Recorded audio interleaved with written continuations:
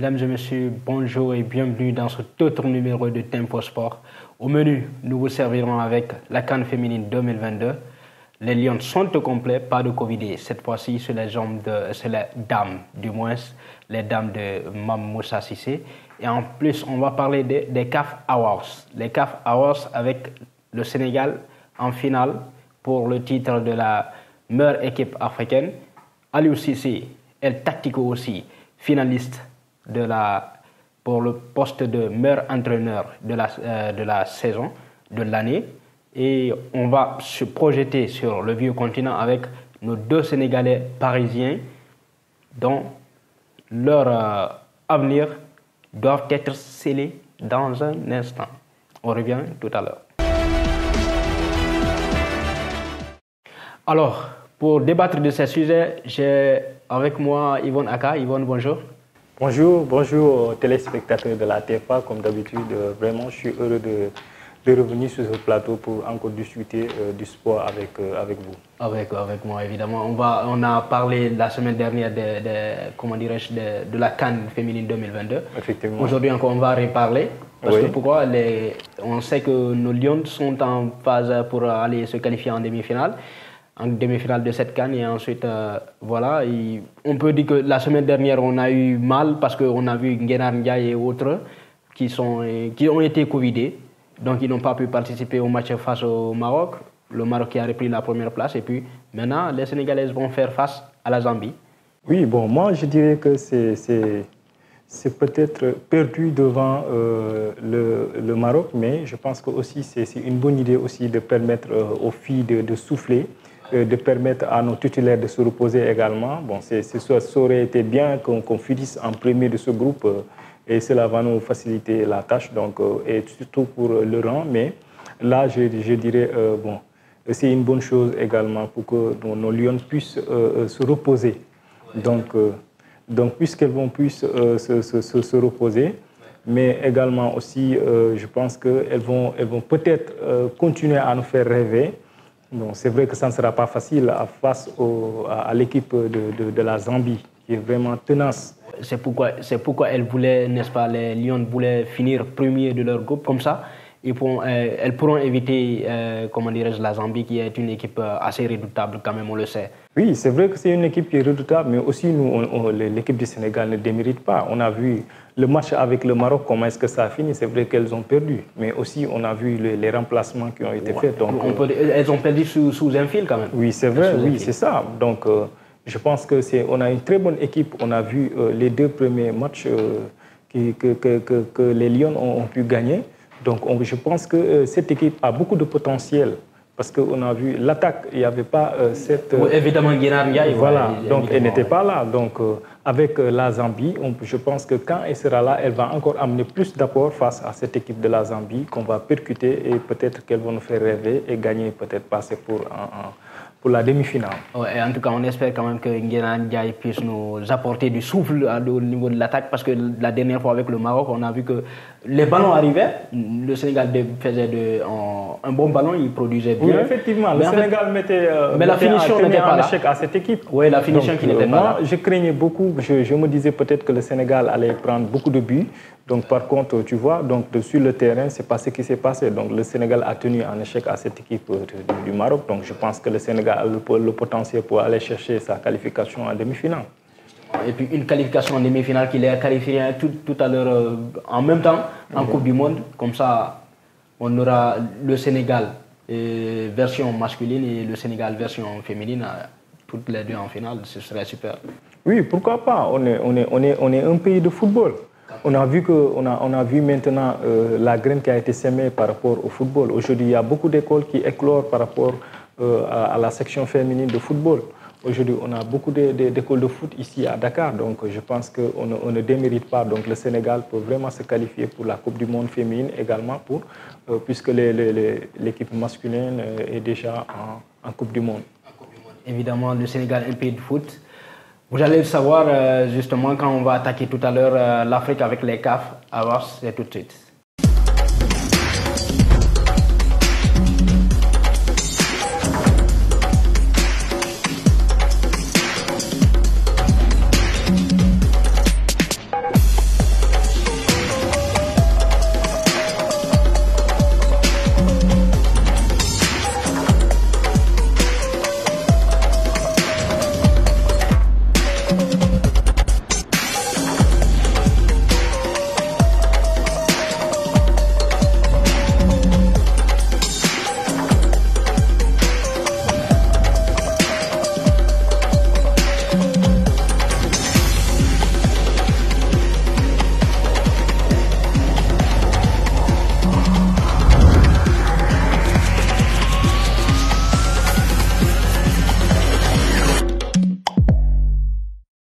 Le 21 juillet prochain, c'est la cérémonie des CAF Awards au Maroc, à Rabat du moins. Donc, tout à l'heure, on vous disait que le Sénégal, c'est un pays de foot. Preuve à l'appui, le Sénégal est qualifié en finale pour le titre de la meilleure équipe. Effectivement. Aliou Cissé El Tactico, Oui. qualifié en finale pour le titre de meilleur entraîneur. Oui. Et cerise sur le gâteau, Sadio Mané, en pole position pour retrouver son ballon d'or africain de 2019. Je pense que le Sénégal a toujours joué un impact dans le football africain. Donc ça se voit. Il y a Aliou Cissé qui a été nominé, on voit Sadio Mané qui a été nominé. On a vu l'année dernière, si ce n'était pas la Covid, donc Edouard Mendy, on aurait vu son avènement également. Et donc je pense que peut-être ils vont l'attribuer son ballon d'or, puisque l'année dernière, on n'a pas eu de awards. L'année dernière, on n'a pas eu en 2020 aussi, également, on n'a pas eu de ballon d'or. Ouais. Donc je pense que peut-être il aurait eu son ballon d'or. Je ne sais pas si ils vont le ramener peut-être cette année et faire tout cela. Donc ça se voit que Aliou Cissé a été nominé. Je pense qu'il mérite vraiment, puisqu'il a fait une bonne saison. Et également, il a joué 2 finales successives, donc pourquoi pas lui. Mais aussi le coach de Wydad qui mérite effectivement, qui notamment mérite puisqu'il a fait aussi Walid. une très bonne saison, une saison vraiment. Donc je pense que cette finale de Awards va se jouer, ce trophée de coach va se jouer entre Aliou Cissé avec le coach de Wydad. Justement, on va parler de ces coachs parce qu'il y a Pisto Mossimane aussi de Al Ahly de l'Égypte, donc le club mythique, on le sait, le club le plus titré africain, on va le dire comme ça, Al Ahly de Caire. Aussi, on a Tom Saintfiet. Tom Saintfiet, c'est le coach gambien, c'est celui qui a fait une belle sensation lors de la CAN 2021 au Cameroun. Aussi, nous avons Walid Regragui que vous avez tout à l'heure cité, le vainqueur de la Ligue des champions africaine avec le Wydad Casablanca du Maroc. Nous avons aussi Carlos Queiroz, le finaliste malheureux face au Sénégal. Bon, moi, parmi tous ces coachs que vous avez cités, donc je vais retenir 2 noms, qui est Walid et Aliou Cissé. Donc, Pourquoi Walid? Pourquoi pas quelqu'un qui a brillé sur le plan continental avec une équipe nationale comme la Gambie par exemple? La Gambie, la Gambie, elle est réputée pour être cette petite équipe, on va le dire comme ça, une petite équipe, mais quand même qui a fait sensation, qui a fait de bons matchs face au Cameroun. Oui, c'est vrai que la Gambie est une très bonne équipe. On a vu que l'équipe de la Gambie qui a fait ses preuves, qui est en train de se qualifier, qui est en train d'être récurrent par rapport au championnat d'Afrique. Donc, c'est quelque chose à saluer du coach de la Gambie. Il ne démérite pas. Mais donc, ici, ce que je vais retenir, c'est ceux qui ont fait les exploits. On a vu la crème que Aliou Cissé a pu faire. Ouais, justement. Un coach très jeune, avec sa première expérience, sa première équipe nationale, on a vu tout ce qu'il a fait. Il a Ouais, joué mais quand même, il a quand même quelque chose, il a une expérience. Il est à la tête. Déjà à la Coupe du Monde, il a pu rugir, il a pu vraiment faire sortir sa tête de l'eau. Mais quand même, on ne peut pas dire que Aliou Cissé a une petite expérience quand même vis-à-vis de Bon, si je parle de petite expérience, c'est juste parce que c'est ça. Bon, en 2019, il était finaliste face à l'Algérie, les Fennecs d'Algérie. Il était finaliste. C'est vrai avec les petites catégories. Quand les Sadio Mané étaient avec les petites catégories, c'est lui qui les avait. Ouais. Il a fait une très. Donc il a forgé une expérience. Il est parti en Coupe du Monde avec les moins de 19 ans, les moins de 20 ans du moins. Donc ensuite, il est venu en équipe nationale. C'est vrai qu'il a eu cette expérience. C'est de là qu'on l'a pris, on l'a amené en équipe nationale. Donc il a eu sa première expérience avec une très grande équipe nationale comme le Sénégal. Donc il a pu faire tous ses exploits. Donc c'est quelque chose à saluer de la part de Aliou Cissé. Dès qu'il est venu, il est parti, sa première Coupe d'Afrique, il est parti jusqu'en demi-finale, on l'a éliminé. Et il est revenu, il est parti en finale. Et il a perdu. Il est revenu en il n'a pas, justement. Et il a pris la Coupe d'Afrique. Donc c'est quelque chose vraiment à saluer. Il ne faut jamais baisser les bras en fait. Voilà, comme quoi c'est un coach guerrier en fait. On a vu qu'il est persévérant.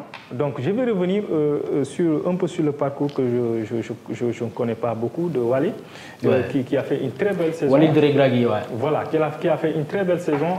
On a vu qu'il a pris le championnat du Maroc. Ouais, ensuite, avec le Wydad. Il est revenu, il a pris la coupe de la Ligue des Champions de l'Afrique. Ouais. Tu vois, donc c'est quelqu'un vraiment qui a pu soutenir cette équipe, qui a pu vraiment pousser cette équipe vers les 2 finales. Donc c'est quelqu'un vraiment qui mérite d'aller vraiment vers ces awards africains, puisqu'on parle de l'Afrique. Voilà, donc je pense qu'il a fait une très belle saison. Donc si je reviens par rapport aux autres coachs, ils sont venus, mais quand on parle de trophées, par exemple, les meilleurs, ce sont eux qui prennent les trophées. Voilà, donc ce sont eux qui sont partis au bout des championnats, donc, notamment à l'UCC, et notamment ce coach de l'Égypte. Non, de Wydad. De Wydad. Walid Regragui. Voilà, donc je pense qu'il le mérite également, donc il peut le gagner. Mais bon, maintenant, tout dépend des le lion est présent en fait. Voilà, donc le lion, c'est le roi de la forêt. Voilà, donc moi. Je vais juste qu'on passe à cet autre truc-là. C'est parmi le Ballon d'Or en question.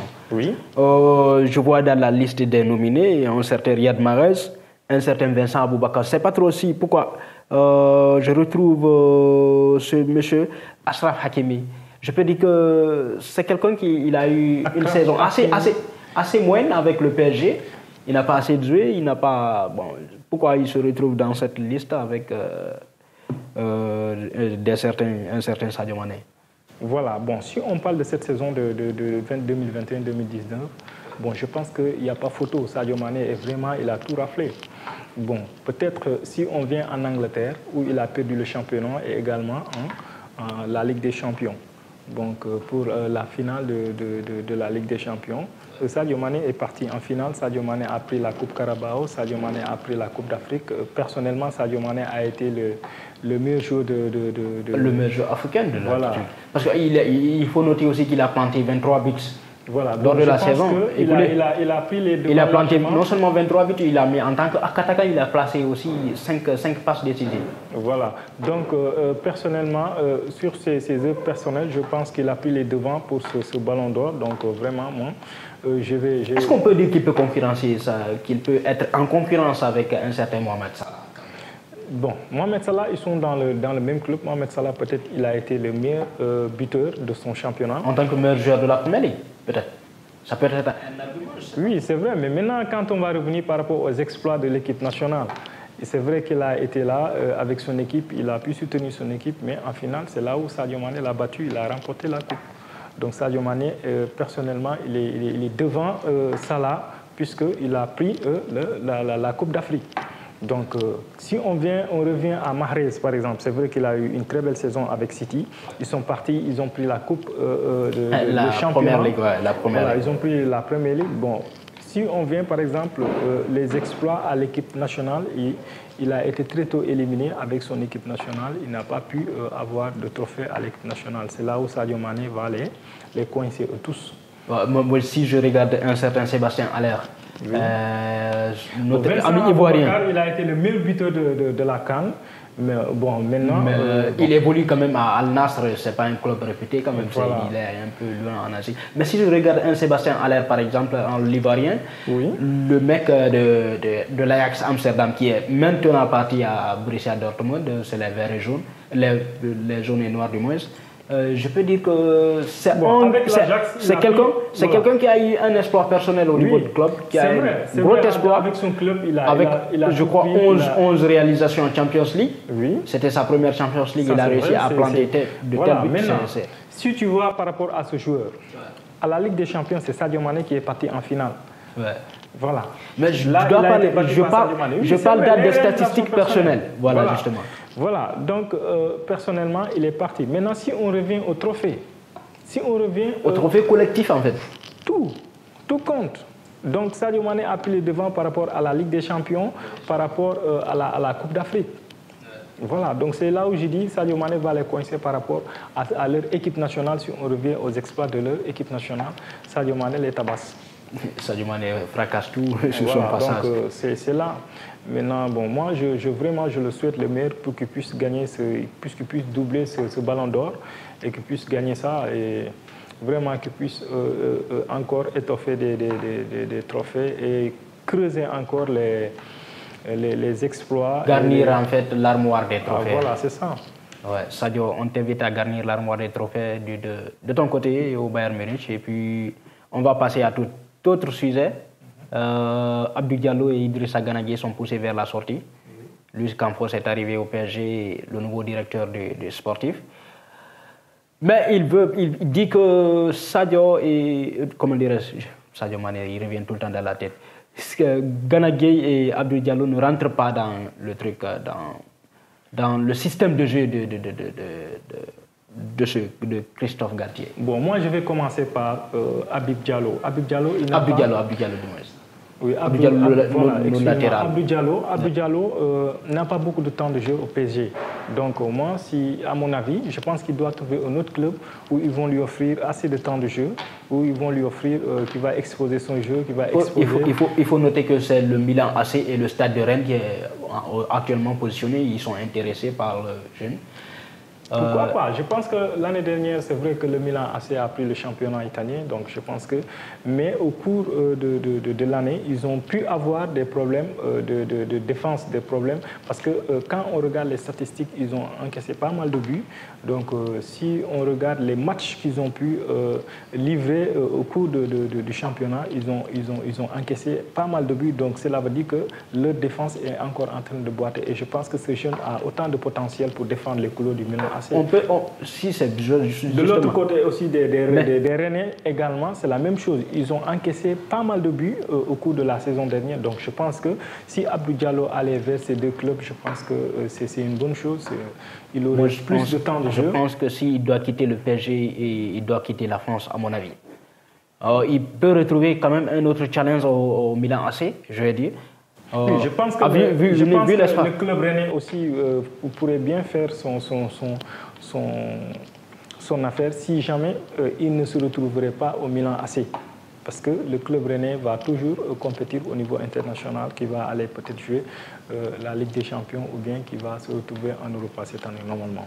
En fait, moi, ce que je dis, ce que je pense, à mon avis, un champion quand même, un champion de son truc, un guerrier comme Abdou Diallo, oui, il doit se retrouver quand même dans la cour des grands il va jouer la Champions League quand même. Mais toi, on dirait que tu es en train de minimiser le club. Non, le Stade de Rennes quand même, non. On le sait tous, c'est un club historique, d'accord. Oui, c'est un club historique. Mais aujourd'hui, où en est le club? C'est vrai que Habib Diallo est champion d'Afrique. Habib Diallo peut-être pouvait se retrouver avec des clubs plus renommés. Donc c'est là où cela emboîte un peu les footballeurs parce qu'il n'a pas eu assez de temps de jeu, il n'a pas eu la chance de s'exposer vraiment sur la toile et que vraiment c'est les autres clubs qui puissent avoir plus de vues sur la toile et que comme on l'a dit, s'exposer sur la scène footballistique pour que les autres clubs puissent le repérer et peut-être le recruter. Donc je pense que si le Stade Rennais puisse le recruter pour la saison prochaine, je pense que c'est une très bonne chose pour lui de se relancer pour sa carrière. C'est un jeune, il a vraiment la vie devant lui, il a du talent, je pense qu'il peut vraiment aller plus loin que ça. Il peut aller plus loin. On l'espère tous, mais en fait, c'est le point de chute qui me dérange moi, par exemple. Si on me dit le Stade de Rennes avec quand même un joueur comme Abdou Diallo, il est polyvalent, il joue en défense centrale, il joue aussi latéral gauche. Donc, pour moi, à mon avis, il peut même jouer comme sentinelle, comme 6. Justement. Il est très polyvalent. Donc, je pense qu'il a vraiment toute sa carrière devant lui. Il ne démérite rien. Donc, s'il va vers le Stade Rennais, c'est une bonne chose. S'il va vers le Milan, c'est une très bonne chose. Parce que s'il va vers le Stade Rennais, cela va lui permettre de se relancer. S'il va donc vers le Milan AC, c'est une très bonne chose. Et j'applaudis. Donc, Ce sera une belle affaire pour donc le Sénégal. Vraiment, voilà, moi je lui souhaite vraiment le meilleur, qu'il puisse trouver un club qui va lui donner beaucoup de temps de jeu. Maintenant, pour revenir à Gana Gueye, je pense qu'il a eu pas mal d'entraves, il a eu pas mal de problèmes, voilà, avec l'avènement de LGBT qui s'est passé l'année dernière. Donc, vraiment, je lui souhaite qu'il... C'est vrai qu'on n'en parle pas trop, mais en fait, c'est une rancœur qui reste quand même dans... Oui, parce que Gana Gueye c'est vraiment un bon sentinelle. Il joue très bien au milieu, il joue très bien comme 6. Il a fait ses preuves, notamment l'année dernière contre le Real Madrid en Champions League. Je me rappelle bien de son match. Donc je ne connais pas son problème majeur avec le coach ainsi que le staff du PSG. Bon, à part peut-être l'avènement de LGBT qui s'est passé l'année dernière. Donc vraiment, moi je lui aurais souhaité qu'il change de club, qu'il change de direction et qu'il aille quelque part où il va vraiment creuser, il va pousser sa carrière un peu plus haut. Donc, justement, ce quelque part là, Luis Campos nous dit qu'il discute ce soir même avec le club turc de Galatasaray. Une offre de 5 millions est dégagée, c'est pas trop. Qu'est-ce que ça vous a dit? Une offre de 5 millions. Comme je l'ai dit tantôt, c'est parce que... va par exemple en Turquie vers le Galatasaray, c'est un club qui est vraiment familiarisé aux compétitions internationales, donc comme la Ligue des Champions. On voit, c'est un club qui revient tout le temps à la Ligue. C'est un club qui va tout le temps en Ligue Europa, donc il va gagner. Mais si je ne me trompe pas, cette année, Galatasaray ne sera pas en Champions League. Oui. Par contre, c'est Trabzonspor qui sera en Champions League. Oui, c'est vrai que Trabzonspor va venir en Champions League. C'est le club qui est en train actuellement de courtiser Kouyaté. Mais donc, je pense que même si ce club ne vient pas en Ligue des Champions, ce club va aller vers la Ligue Europa. Donc, la Ligue Europa Conférence alors? Oui. La troisième. Toujours, c'est l'international. Donc, il va gagner en vue. Donc, à partir de là, d'autres clubs pourraient le courtiser et qui reviennent encore sur la scène européenne. Si on regarde son âge, est-ce qu'on peut dire qu'il peut taper une saison, peut jouer une saison à Galatasaray et avoir un autre club, un cadre européen qui peut le recruter après? C'est vrai que peut-être les rumeurs de Galatasaray sont plus entendus, mais on ne sait pas. Peut-être qu'il y a encore d'autres offres qui sont sous la scène, qui sont vraiment dans les coulisses. Mais qui restent muettes en fait. Voilà. Mais bon, je pense que, comment dirais-je, Galatasaray quand même doit avoir, je ne sais pas trop, au moins comment dirais-je, quelque chose pour remonter et pour augmenter, n'est-ce pas, comment dirais-je, l'offre. Bon, je ne sais 5 millions d'euros, je trouve que c'est minime par rapport à... Maintenant, tout dépend de ce que PSG a demandé. Je ne sais pas PSG quel est le prix exact que PSG a demandé. En fait, là, ils annoncent, le Paris Saint-Germain, le club de la capitale, annonce des discussions avec le club turc de Galatasaray. C'est le club turc de Galatasaray. Le PSG n'a pas encore demandé de l'offre. Ils n'ont pas encore demandé, ils n'ont pas mis une somme. Mais c'est Galatasaray, en fait, qui pose cette somme sur table. Bon, voyant les qualités de Gana Gueye, bon, je ne sais pas. Bon, tout dépend maintenant du club qui est propriétaire de ce joueur, ce que ce club va demander à l'autre club. Parce que ce club connaît très bien les qualités et le potentiel de Gana Gueye. Et donc, un autre club qui va venir demander 5 millions d'euros pour un Gana Gueye, là, je ne sais pas. Donc... Ça va clore, je pense. Voilà, malgré son âge, mais je pense qu'il a beaucoup de potentiel. On a vu, c'est un grand percuteur de... Justement. Voilà, même si on doit l'offrir un an de contrat avec une autre année en option, je pense que c'est plus que ça. Oui, je pense aussi qu'il mérite mieux que ça aussi. Justement. Voilà. Alors, merci beaucoup d'avoir participer à ce autre numéro. Oui, merci beaucoup. Ça fait vraiment plaisir de partager toujours ce plateau de Time for Africa. Et merci aux téléspectateurs de la Time for Africa. Et vraiment, merci beaucoup. On se dit à la semaine prochaine. D'accord, à la semaine prochaine. Avec d'autres sujets. Merci. Beaucoup plus croustillants que ces sujets-là. Oui. Et puis, on va suivre la CAN féminine de près. Puisqu'on est déjà dans les pré-saisons, je pense que les Supercoupes ont déjà entamé. Oui, les Supercoupes avec les Community Shield en Angleterre et autres. Donc, alors, chers téléspectateurs, merci encore une fois d'avoir suivi cette émission en compagnie de notre Yvonne Aka.